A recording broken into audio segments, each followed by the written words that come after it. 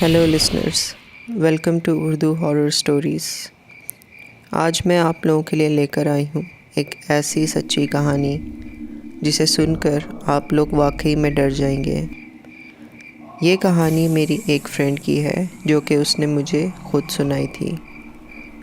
میری friend university کی student ہے اور اپنی امی اور بھائی کے ساتھ رہا کرتی ہے۔ اس کو گھر میں اکثر کچھ چیزیں محسوس ہوتی تھیں، جیسے کہ کوئی اس کے پیچھے کھڑا ہے یا کوئی اس کے ساتھ ساتھ چل رہا ہے، لیکن وہ ایک وہم سمجھ کر ہمیشہ درگزر کر دیتی تھی۔ اس نے کئی بار اپنی امی کو بھی یہ بات بتانے کی کوشش کی، لیکن اس کی امی نے اس کو کہا کہ یہ تمہارا وہم ہے، نماز پڑھا کرو، کچھ بھی ایسی بات نہیں ہے۔ ایک دفعہ کی بات ہے کہ اس کی امی آفس گئی ہوئی تھیں اور اس کا بھائی اسکول گیا ہوا تھا، تو اس کی چھٹی تھی اور وہ گھر میں رکی ہوئی تھی۔ تو اس نے سوچا کہ آج میں لیٹ اٹھوں گی، تو وہ اپنے بیڈ پہ ہی لیٹی ہوئی تھی، سونے کی کوشش کر رہی تھی کہ اس کو ایسا لگا کہ کوئی کمرے میں داخل ہوا ہے۔ اس کو لگا پھر سے میرا وہم ہوگا، لیکن اس نے کہا کہ نہیں، آج مجھے یہ احساس کچھ زیادہ ہو رہا ہے۔ اس نے ہلنے کی کوشش کی، لیکن اس کا جسم بھاری ہوا تھا اور اسے بخار اور تپش سی محسوس ہو رہی تھی۔ اس کو یہ چیز برداشت نہیں ہوئی۔ اس نے منہ سے چادر اٹھائی اور کمرے میں دیکھا۔ اس نے دیکھا کہ دروازے کے اندر کالے کپڑوں میں ایک عورت داخل ہوئی ہے اور وہ چلتے چلتے کمرے کے سارے کونوں میں چل رہی ہے۔ کیونکہ کمرہ کافی بڑا تھا، وہ بھی نیچے دیکھ کر چل ہی رہی تھی۔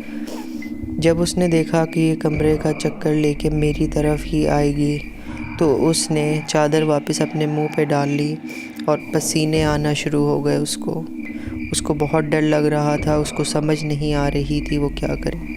اس نے سوچا کہ وہ اپنی امی کو کال کر لے، لیکن اس کی اتنی بھی ہمت نہ ہوئی کہ وہ کمبل سے باہر نکلے اور اپنا موبائل پکڑ کر اپنی امی کو کال کرے۔ دیکھتے ہی دیکھتے اس کو سانسوں کی آوازیں محسوس ہونا شروع ہو گئیں، جیسے کہ کوئی آپ کے منہ کے قریب گرم گرم سانسیں لے رہا ہو، اور ہلکی سی حرکت محسوس ہوئی جیسے کوئی بیڈ پر ہل رہا ہے۔ اس کی تو جان ہی نکل گئی کہ اس کو لگا کہ آج میرا آخری دن ہے، یہ میرے ساتھ کیا ہو رہا ہے اور گھر میں بھی کوئی نہیں ہے، میں کیا کروں گی۔ اس نے ہمت کر کے کمبل سے باہر ہاتھ نکالنے کی کوشش کی، لیکن اس کا ہاتھ نہ اٹھا اور وہ سانسیں اس کے قریب آہستہ آہستہ آنے لگیں اور اس کے منہ کے قریب آ گئیں، اور ایک ایسی آواز آئی جیسے کہ کوئی پھسر پھسر کر رہا ہو۔ اس کو لگا کہ کوئی اس سے بات کرنے کی کوشش کر رہا ہے۔ اس کے کان کے قریب عجیب و غریب آوازیں آنا شروع ہو گئیں، جیسے کہ ایسی آوازیں جو کہ سمجھ میں نہ آ سکے بالکل بھی۔ لیکن اس نے ہمت کی اور دعائیں پڑھنا شروع کر دی اور اللہ کا نام لینا شروع کر دیا۔ وہ پسینوں سے بالکل شرابور ہو چکی تھی اور اس کے جسم کا کوئی حصہ کام نہیں کر رہا تھا۔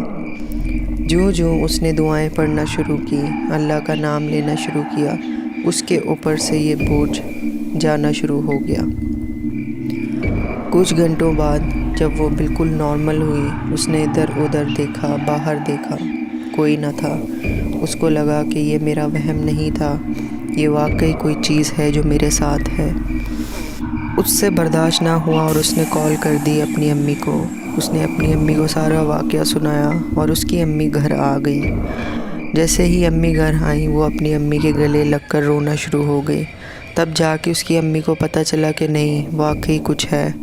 تو وہ اپنی بیٹی کو لے کر کسی دم والی کے پاس چلی گئی۔ تو انہوں نے حساب کر کے بتایا کہ ایک کالا سایہ جو کہ ایک عورت کا ہے، جو تمہارے گھر کے اوپر چھت پہ ایک درخت کی ٹہنی آتی ہے ساتھ والے خالی گھر سے، یہ اس میں رہتی ہے۔ یہ اس کا سایہ ہے جو کہ اکثر نیچے آتی ہے اور تمہاری بیٹی کے ساتھ ساتھ رہتی ہے۔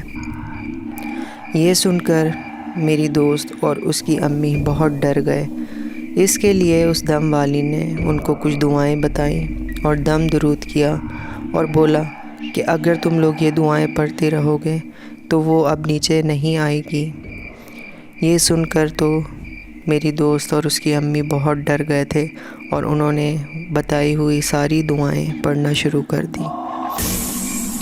تو دوستو، یہ ایک سچا واقعہ ہے جو کہ میری دوست کے ساتھ خود ہوا تھا، اور سوچنے والی بات ہے کہ کبھی آپ کے ساتھ ایسا ہو تو کیا آپ برداشت کر پائیں گے؟ ایک عورت جو کالے لباس میں آپ ہی کے گھر میں آپ کے آس پاس ٹہل رہی ہو، جسے آپ جانتے بھی نہ ہوں، جس کا نہ آپ چہرہ دیکھ سکتے ہوں، جس سے نہ آپ بات کر سکتے ہو، تو یہ کیسا احساس ہوگا؟ تو دوستو، ہمیں کمنٹس میں ضرور بتائیے گا کہ آپ کو ہماری کہانی کیسی لگی، اور ایسی مزید سچی کہانیاں سننے کے لیے ہمارے چینل کو سبسکرائب کریں۔